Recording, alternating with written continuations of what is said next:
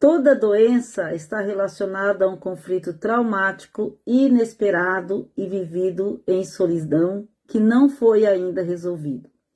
E quando se trata de criança que ainda não desenvolveu seu corpo emocional? Ninguém adoece sozinho, sem um para quê e sem um porquê, sem uma justificativa. E no caso das crianças, há várias justificativas, mas nesse vídeo eu vou abordar duas delas. A primeira justificativa é a questão transgeracional.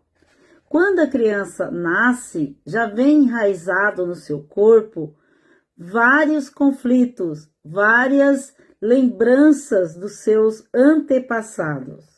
Uma criança, quando ela vem com uma doença, no caso, uma doença congênita, aquela doença que já nasce com ela, com certeza essa criança traz na sua memória celular um conflito traumático inesperado dos avós, daqueles que vieram antes dela.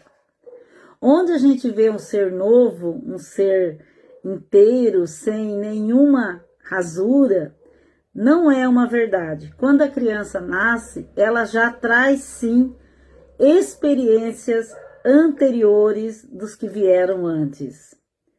E isso nos traz uma reflexão. Se os pais tiverem noção desse conhecimento, eles podem acompanhar a questão emocional dos seus filhos.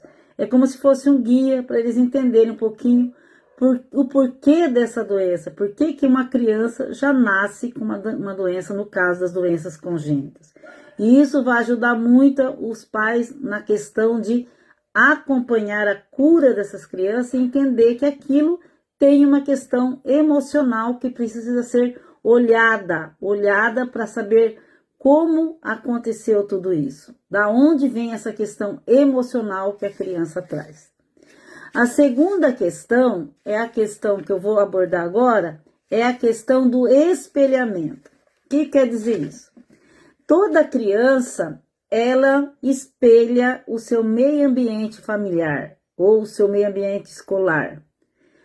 Aquele que cuida dela, geralmente o pai, a mãe, um professor ou um cuidador.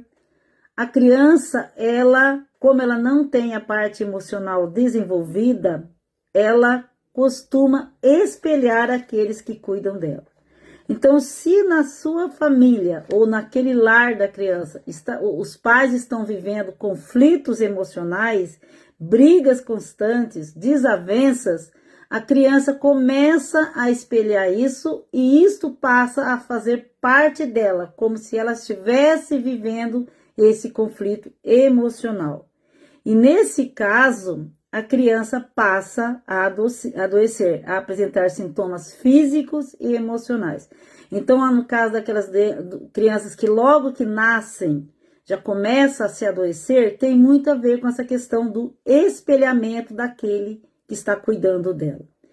E é muito importante os pais, né, entenderem isso, que pode estar acontecendo isso. Às vezes não é um conflito da criança, é um conflito do pai e da mãe. E olhando isso, como isso funciona emocionalmente, é interessante, porque nesse caso, quem cuida, o cuidador dessa criança, o pai da criança, pode começar a interpretar as doenças, a entender que aquela doença, da onde está vindo aquela doença. E começar a ajudar também, ajudar a cuidar daquelas pessoas que mais ama, no caso a criança. Como fazendo isso? Olhando também para aquilo que está acontecendo no seu meio ambiente. E com certeza essa doença da criança crônica, que não consegue cura, que mesmo buscando toda a questão da medicina, a criança continua doente, pode estar relacionada com os conflitos que os pais estão vivendo. A questão do espelho, aquilo que a criança vê, a criança sente como se fosse dela. E isso é um conhecimento muito importante.